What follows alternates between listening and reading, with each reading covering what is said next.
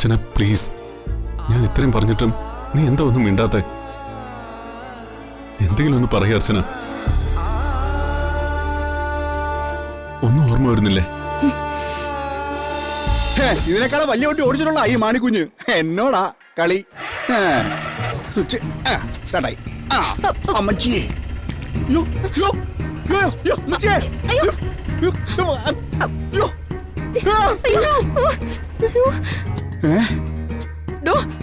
താനെന്താടോ എന്നെ കൊല്ലം കൊണ്ടുപോകണോ? വണ്ടി ഓടിക്കാൻ വന്നേക്കുന്നു. ഒരബദ്ധം പറ്റിയതാ. ശരിക്കും ഞാൻ വണ്ടി ഓടിച്ച് കാണിക്കാം. അയ്യോ വേണ്ട, താനിനി ഒന്നും കാണിക്കണ്ട. വണ്ടിയെ ഞാൻ എടുത്തോളാം. ഒന്ന് ഇറങ്ങി തരുമോ?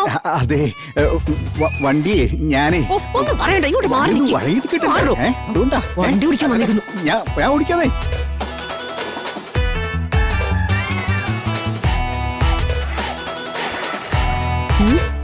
ന്യൂട്രൽ ഇടു കുട്ടി, എന്നാലല്ലേ വണ്ടി സ്റ്റാർട്ടാവൂ.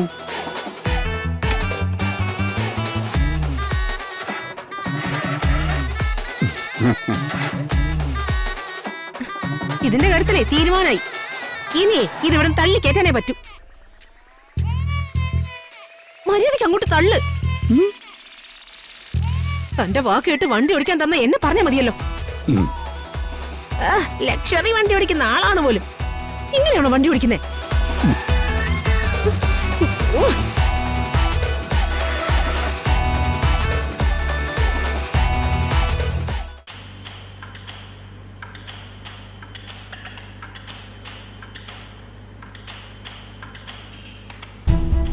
വഴി തെറ്റിയെന്നാ തോന്നുന്നേ.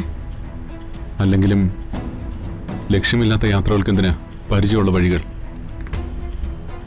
എൻ്റെ വഴിയും വഴികാട്ടിയും ഒക്കെ എൻ്റെ അർച്ചനയായിരുന്നു. അപ്രതീക്ഷിതമായിട്ടാ അർച്ചന എൻ്റെ ജീവിതത്തിലേക്ക് വന്നേ. നനച്ചിരിക്കാതെ നടന്നൊരു വിവാഹം. പക്ഷേ അതോടെ എൻ്റെ ജീവിതം മാറി മറിഞ്ഞു. എൻ്റെയും നെല്ലിശ്ശേരി വീടിൻ്റെയും വിളക്കായി അവൾ മാറി.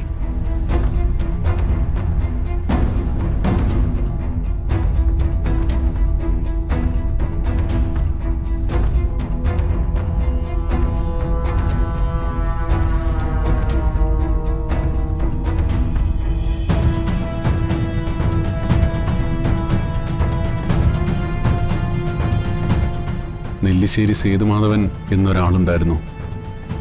എൻ്റെ അച്ഛൻ. സ്വന്തം മക്കളെക്കാൾ മരുമകളെ പൊന്നുപോലെ സ്നേഹിച്ചൊരച്ഛൻ.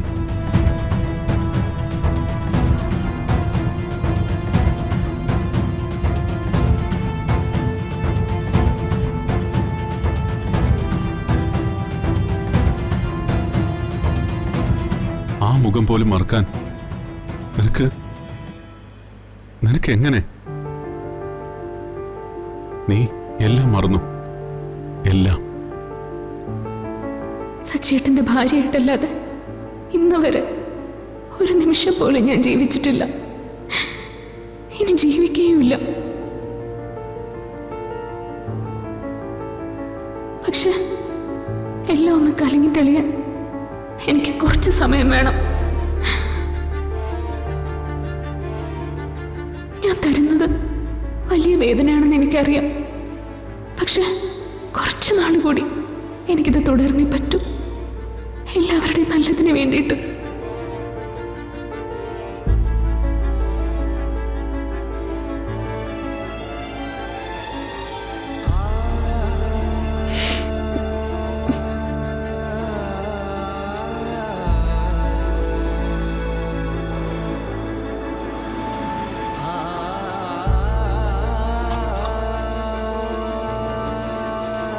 അർച്ചന പ്ലീസ്, ഞാൻ ഇത്രയും പറഞ്ഞിട്ടും നീ എന്താ ഒന്നും മിണ്ടാത്തെ?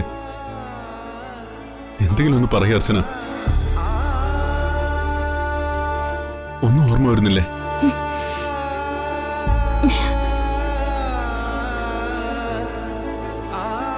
എന്തേ കാണിക്കുന്നേ? ഞാൻ അർച്ചനയല്ല. എത്ര പ്രാവശ്യം പറയണം? അർച്ചന, എത്രയും പെട്ടെന്ന് എന്നെ ഒന്ന് തിരികെ ഗസ്റ്റ് ഹൗസിൽ കൊണ്ട് എത്തിച്ചാൽ മതി പ്ലീസ്.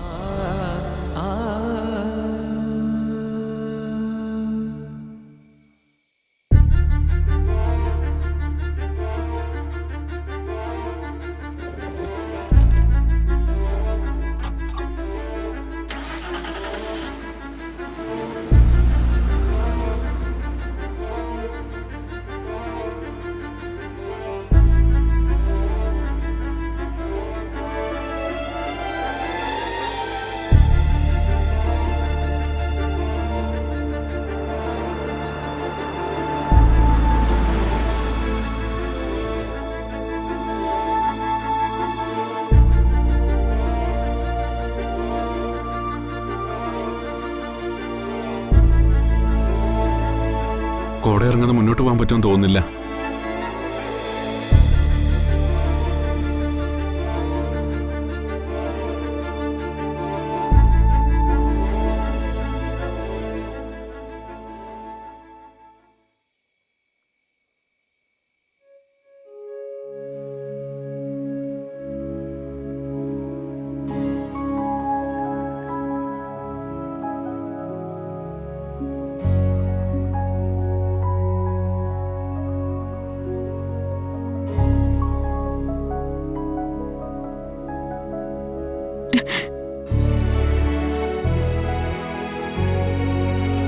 ഗാന്ധിയോർത്ത് പാമ്പുകടി ഏറ്റു മരിച്ചാലും സാരമില്ലെന്നോർത്ത് ഇറങ്ങി തിരിച്ചതാ ഞാൻ. ആ എന്നെ ദൈവം ഇങ്ങനൊരു സാഹചര്യത്തിലാണല്ലോ കൊണ്ടെത്തിച്ചത്. ഇപ്പൊ തന്റെ മനസ്സിലൂടെ പോയത് എന്താണെന്ന് ഞാൻ പറയട്ടെ. ഈ അവസരം നമുക്ക് ദൈവമായിട്ട് കൊണ്ടു തന്നാണെന്നല്ലേ താൻ വിചാരിച്ചത്?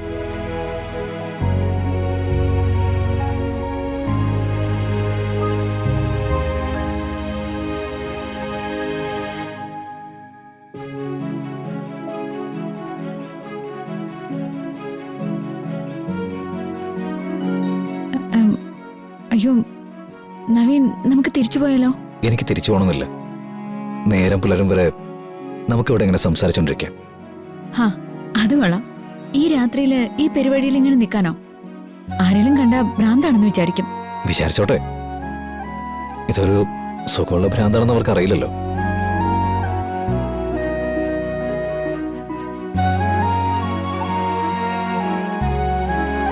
എന്റെ സ്നേഹം ഭ്രാന്താണെങ്കിൽ ഈ ഭ്രാന്ത് തന്നെ എന്റെ ജീവൻ. എനിക്കിങ്ങനെ തന്നെ ജീവിച്ചാൽ മതി. ഈ സന്തോഷം മാത്രം അനുഭവിച്ചാൽ മതി.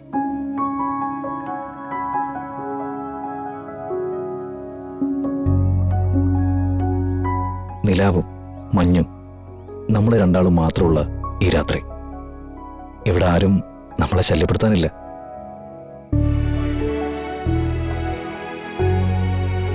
അപ്പോ നേരം വെളുക്കുന്നതുവരെ ഇങ്ങനെ നിൽക്കാനാണോ ഉദ്ദേശം? നേരം പുലരുന്നവരെ മാത്രമല്ല, താനെങ്ങനെ അടുത്തുണ്ടെങ്കിൽ ലോകം അവസാനിക്കുന്നത് വരെയും ഞാൻ എങ്ങനെ ഇരിക്കുക ഓർക്കുക.